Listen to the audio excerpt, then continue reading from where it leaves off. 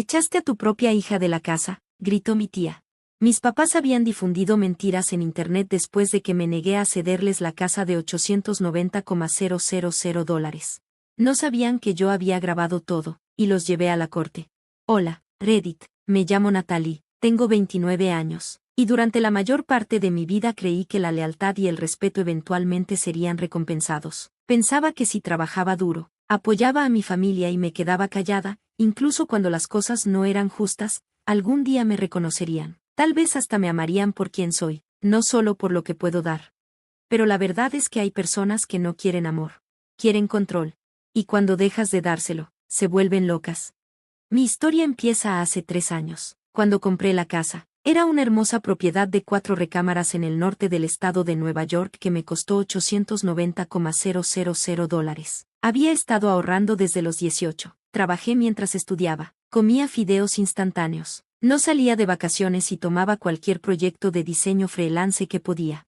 Mis papás, Donna y Greg, nunca fueron ricos, pero tampoco eran pobres. Tenían un negocio local y siempre actuaban como si estuvieran peor de lo que realmente estaban. Después supe que tenían un buen ahorro, pero les gustaba hacerse las víctimas para que la familia los complaciera.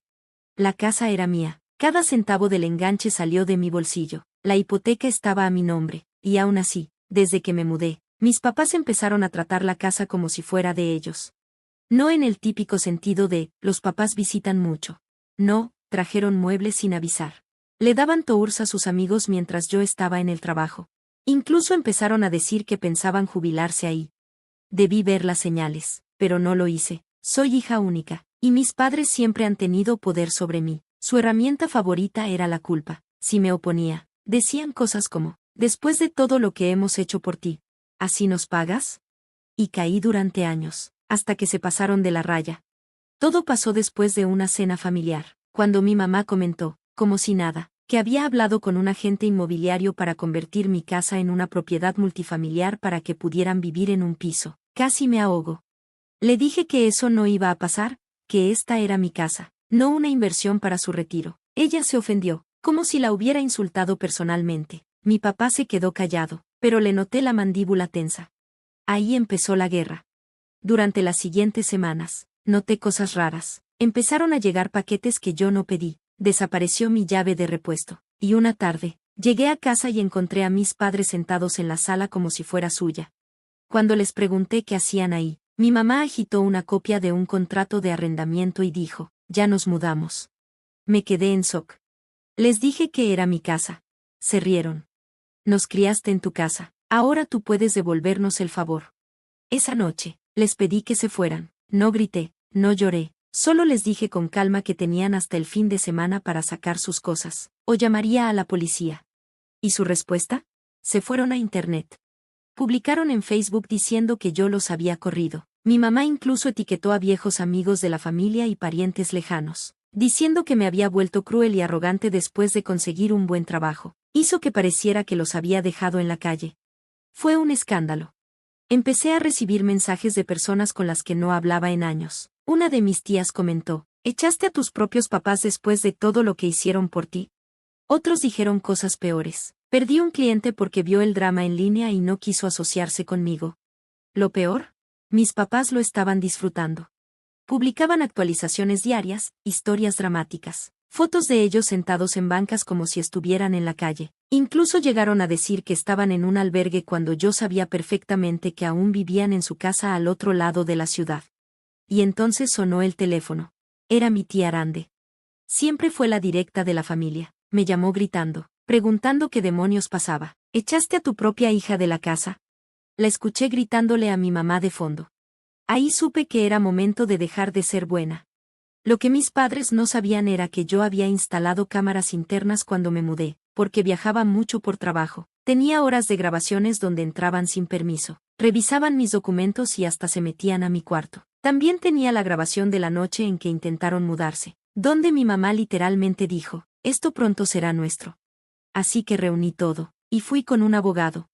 Presentamos una orden de restricción por acoso y una demanda civil por difamación y daño emocional, usando las publicaciones falsas. Pero el verdadero golpe fue cuando presentamos los vídeos como evidencia para la orden. Mis papás fueron notificados, en su propia casa.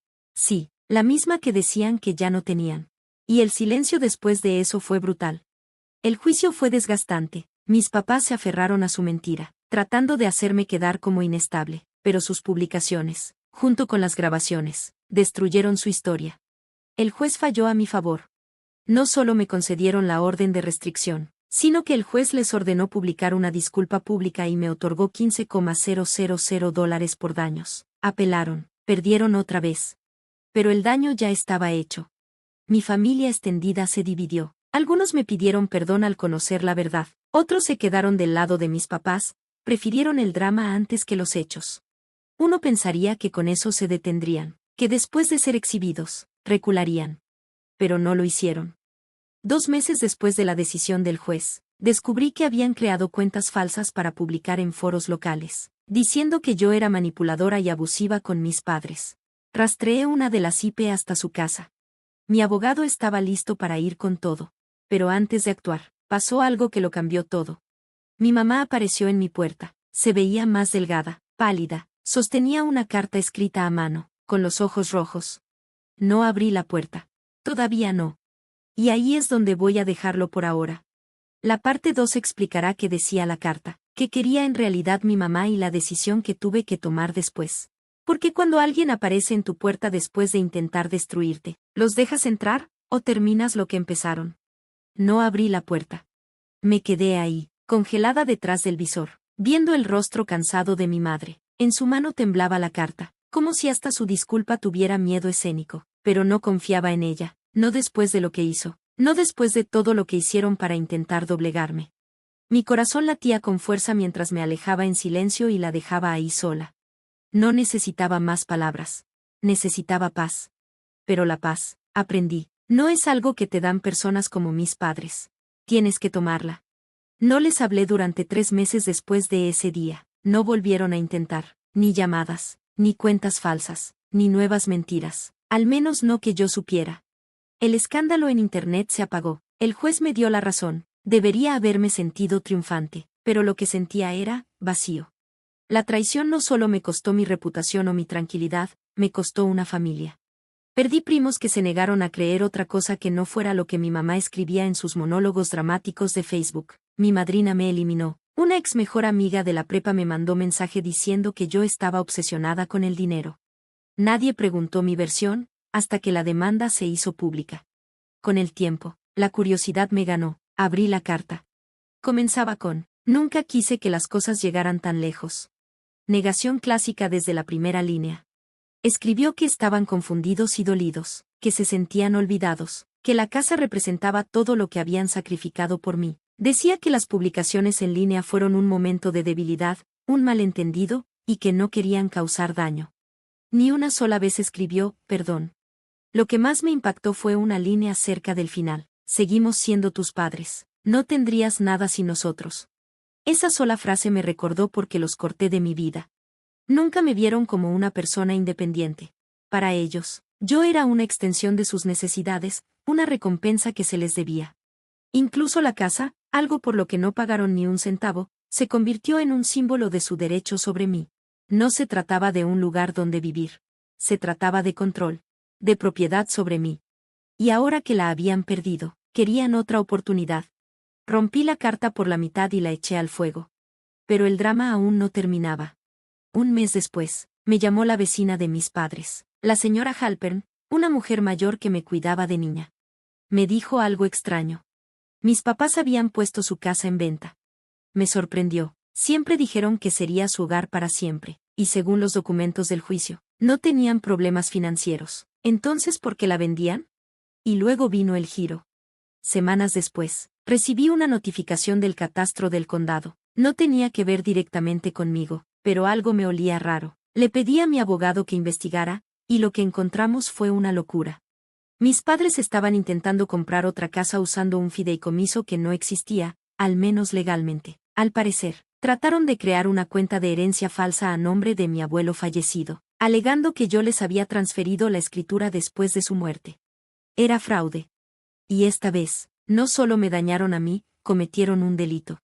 Quedé en shock. Estaban redoblando una mentira que ya se había derrumbado en la corte. intentando falsificar documentos para adueñarse de una propiedad que nunca tocaron. Si su plan funcionaba, habrían sacado una hipoteca a mi nombre, respaldada con firmas falsas y un traspaso inventado.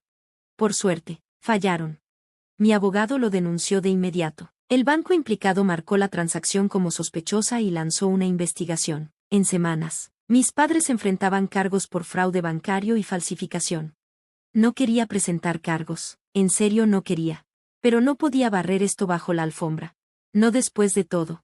No después de que intentaron arruinar mi vida, y luego robar lo que construí. El juicio penal avanzó rápido. Durante la audiencia, mi mamá lloraba. Mi papá tenía la mirada perdida, como si no estuviera ahí. Su abogado intentó justificarlo como desesperación, un intento torpe de reconectarse con su hija. Pero el juez no se tragó nada. Los documentos falsos, la campaña de difamación, la violación de la orden de restricción, fue demasiado. Ambos recibieron libertad condicional, servicio comunitario y una multa enorme. Se salvaron por su edad y por un acuerdo. Pero su reputación quedó destrozada. La misma comunidad a la que engañaron en Internet ahora los veía como manipuladores y delincuentes. ¿Y yo? Me quedé con mi casa, con mi nombre, con mi paz, pero no sin cicatrices. Después de todo eso, tomé una decisión que nunca había considerado. Vendí la casa. No porque no pudiera pagarla, ni por los recuerdos, sino porque quería un nuevo comienzo.